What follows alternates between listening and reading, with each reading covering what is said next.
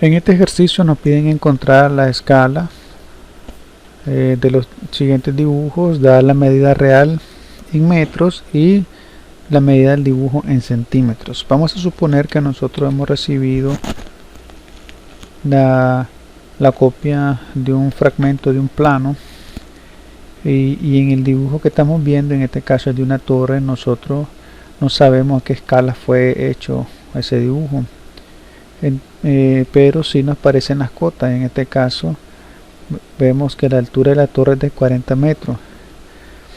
Entonces nosotros necesitamos saber cuánto mide el ancho de la base, tal vez necesitamos saber cuánto miden estas diagonales, etcétera, cualquier detalle de esta torre para hacer algún presupuesto, alguna instalación. Pero nosotros podemos saber la escala en que fue hecho este dibujo, conociendo la cota en metros y medida del dibujo en centímetros. Lo que haríamos entonces es medir con una regla que esté graduada en centímetros y vemos que la altura de ella es de 8 centímetros. Luego nosotros lo que vamos a escribir es la escala, la fórmula de la escala, que va a ser igual a la distancia del dibujo en el papel sobre la distancia real en centímetros. En este curso nosotros diremos medida del dibujo, ¿verdad?, en el papel sobre la distancia real en centímetros. En este caso sería distancia real en metros por 100 para así pasarlo en centímetros. Luego lo que vamos a hacer es solamente sustituir las variables. La medida del dibujo es de 8 centímetros, entonces escribimos 8. Luego la distancia real en metros serían 40, lo multiplicamos por 100 para pasarlo a centímetros y así podemos eliminar las unidades de medida. Entonces centímetros sobre centímetros ya se anulan y nos va a quedar como una escala o medida, como una medida adimensional. Y luego pues 40 por 100 nos va a dar a 4000. Entonces si nosotros usamos una calculadora, nos va a dar a 1 sobre 500. Vamos a ver en esta calculadora electrónica, dividimos 8 entre, apretamos sobre esta tecla para que nos quede como fracción sobre 40 por 100, sabemos que va a ser 4000. Entonces igual 1 sobre 500.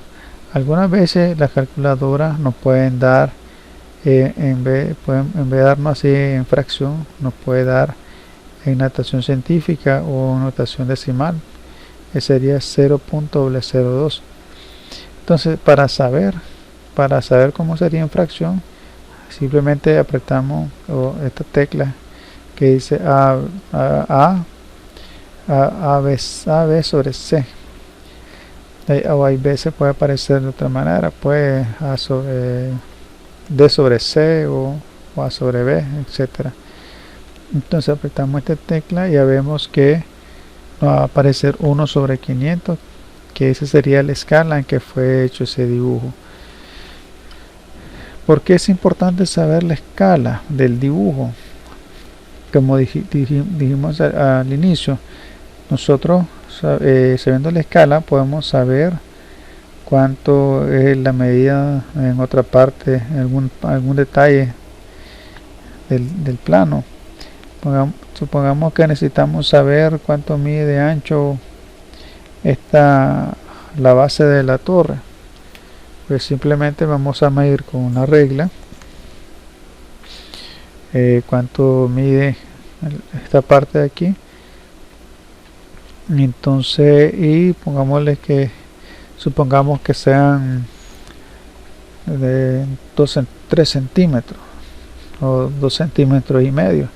Entonces esos 2 centímetros y medio, 2.5, lo dividiríamos entre la escala, que sería 1 en 500, igual, luego lo dividimos entre 100. Entonces la base, en este caso, en una suposición me diría 12.5 metros. Vamos a ver más ejemplos de esto más adelante en los próximos ejercicios. Ahora vamos a continuar con el otro ejemplo. Bueno, aquí antes que se me olvide, la escala la podemos representar sobre como 1 sobre 500 o 1 en 500, así como está 1 2.500 o 1 pleca 500. En el siguiente ejercicio tenemos un perno que en la distancia real mide 2.8 centímetros, pero nosotros medimos el perno en el papel y vemos que mide 14 centímetros. Entonces, ¿qué es lo que vamos a hacer?